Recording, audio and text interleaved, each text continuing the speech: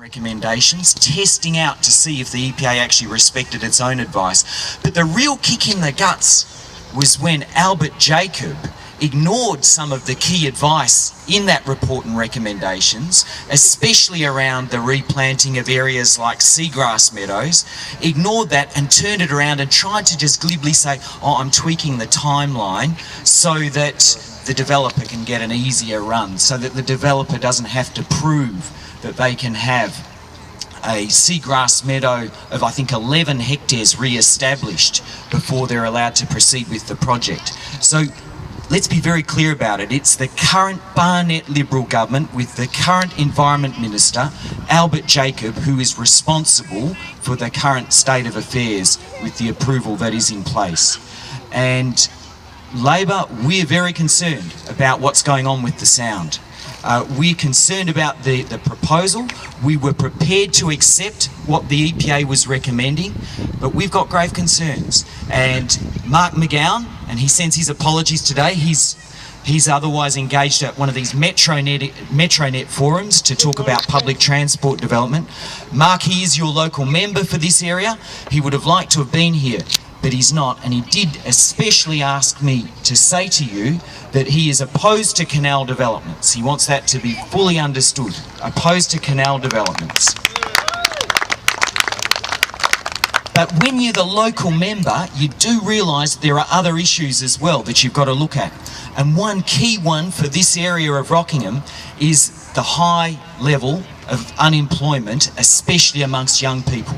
So that's why you will hear Mark and you will hear WA Labor talk about the need for some form of development in the area that is going to provide the opportunities for people to have work in the hospitality sector, even in boat repairs, even in other sort of restoration type activities, tourism as well, and especially that ecotourism options. Those things do provide the opportunities for the future. So we're very serious about those as well. And that's why you do hear Mark talking about the need for some form of development in the area. And that's what we want to look at, what we want to see into the future. So I know that there's the court challenge ahead as well. That's something, because otherwise I'm really concerned that all the approvals, thanks to the Barnett Liberal government, they look like they're in place. And that's where we've been so seriously let down.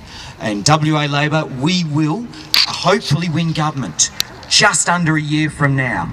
And the way to win, for us to win government, to be able to possibly change things, is by having the majority of seats in our 59-member Legislative Assembly. We've got to win at least 30 seats. So that's something that all of you can help us with by making sure that we're the next state government, and that we can then look at whatever has emerged about the doubtfulness of the EPA assessment, and then take that to some sort of review of the whole state of affairs. But I do have to be clear about it. On the MRS amendment, where do you stand on that? That's not behind it. I have to be clear about it. We are supporting some level of development in the area, and that's the coastal park or not? So the coastal park, we've already got the Shoalwater Bay Islands Marine Park, and we've got the Rockingham Regional Park as well. You support the Cape Peron Coastal Park? Yeah, that was... The Labor Party threw in 250,000, Alana McTiernan, and she kicked it off. Well, I don't know about the history prior to 2008 and my coming into Parliament. That's when I came in. 250,000, I've got no knowledge of that at all. And I don't know if it's productive for us to argue in the sun across a 20-metre clear pitch divide. Look, it's probably better that we have a private discussion or an ongoing discussion, but I don't want to hold people who may not want to be part of an ongoing argument in the sun right now. But very happy to stay down here and talk more about it and learn more about the details. I'm not going to pretend that I'm across every detail as well, but I am aware of the significant environmental issues that are at stake, especially around impacts on seagrass,